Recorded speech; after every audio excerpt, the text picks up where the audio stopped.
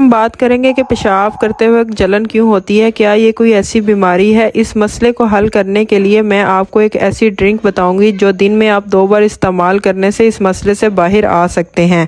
पेशाब में जलन का मसला औरतों में बहुत ज़्यादा होता है एज़ कम्पेयर मर्दों के। पेशाब की नाली में जलन की वजह इन्फेक्शन भी बन सकती है। आप कोई ऐसी चीज़ खा लेते हैं जिसकी तसीर गर्म हो, या फिर ज़्यादा गर्मी की वजह से भी ये मसला आ जाता है, या फिर पानी का कम इस्तेमाल करने से भी ये जलन स्टार्ट हो जाती है।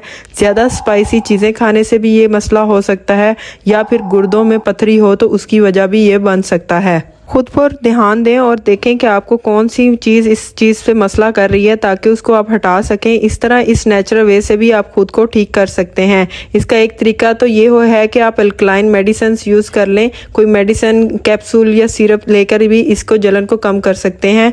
दूसरा तरीका, आप इजी एंटीबायोटिक खा लें जिससे इन्फेक्शन कम हो जाएगी। मसला अब यहाँ ये है कि जब एक बार आप पेशाब में जलन होने लगे तो ये अक्सर होती रहती है बार बार। तो यहाँ पर ये आती है कि मेडिसिन से मसला तो हल हो जाता है, लेकिन बार बार मेडिसिन खाने से एंटीबायोटिक का असर ख़त्म हो जाता है, जिसकी वजह से ये इन्फेक्शन दोबारा कंट्रोल में नहीं रहता और मज़ीद साइड इफ़ेक्ट होने लगते हैं।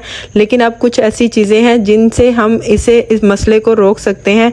जो बार बार जलन होती है उसको कंट्रोल कर सकते हैं। आपको ये इलाज घर में 4 चीज़ें होनी चाहिए जिससे आप इजीली कर सकते हैं। सबसे पहले यहाँ पर है आप खीरा इस्तेमाल करें। इसमें मौजूद पानी बहुत ज़्यादा होता है, 96% वाटर इसमें पाया जाता है, जिससे बहुत जल्द आप पेशाब की जलन से बच सकते हैं। जैसे हमने स्टार्ट में बात की थी कि पानी हमें ज़्यादा इस्तेमाल करना चाहिए या वो चीज़ें इस्तेमाल करनी चाहिए जो इनकी तसीर बहुत ठंडी होती है, तो उसमें खीरे का काम बहुत फ़ायदेमंद होगा आपके लिए।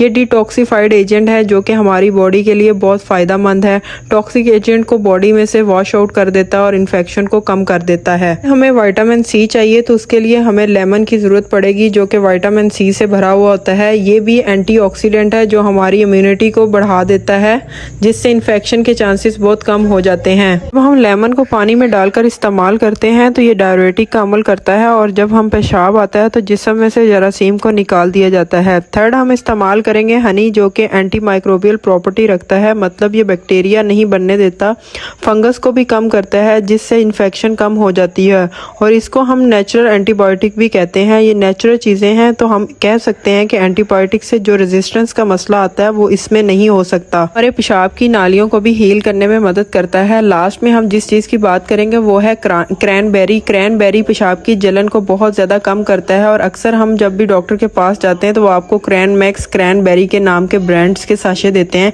कि इसको आप इस्तेमाल करें ताकि आपकी इन्फेक्शन कम हो सके। ये बैक्टीरिया अल्कोलाई को ख़त्म करता है। ये वो बैक्टीरिया हैं जिससे 90% यूटीआई होने के चांसेस होते हैं। अब हम बात करेंगे इसको हमने बनाना किस तरह है। सबसे पहले आपने खीरा लेना है, उसको छीलना है और छीलकर उसको आपने ब्लेंड कर लेना है जग के अंदर और उसको आपने गिलास में शिफ्ट कर लेना है। 1/2 कप आपने खीरा लेना है। इसके अंदर आपने पानी नहीं डालना, आपने वैसे ही इसको ब्लेंड करना है। उसके बाद आपने आधा लेमन उसमें आपने निचोड़ देना है और उसके बाद आपने हनी डाल लेना है 1 चम्मच, और लास्ट में आपने उसमें क्रैनबेरी ही को भी ग्राइंड करके वो भी अंदर डाल लेना है। ये एक जूस बन जाएगा जो कि आप इजीली इसको ले सकते हैं। तो इस तरह आप सुबह और शाम इसको 2 टाइम इस्तेमाल करें।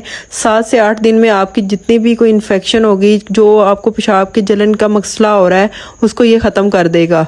बात करेंगे कि जो शुगर पेशेंट होते हैं वो हनी इस्तेमाल नहीं कर सकते, तो आप एक तो है कि आप इसको इस्तेमाल ना करें तो कुछ नहीं होगा। दूसरा, आप इसकी क्वांटिटी को कम भी इस्तेमाल कर सकते हैं, मतलब आधा चम्मच आप इसको इस्तेमाल कर लें।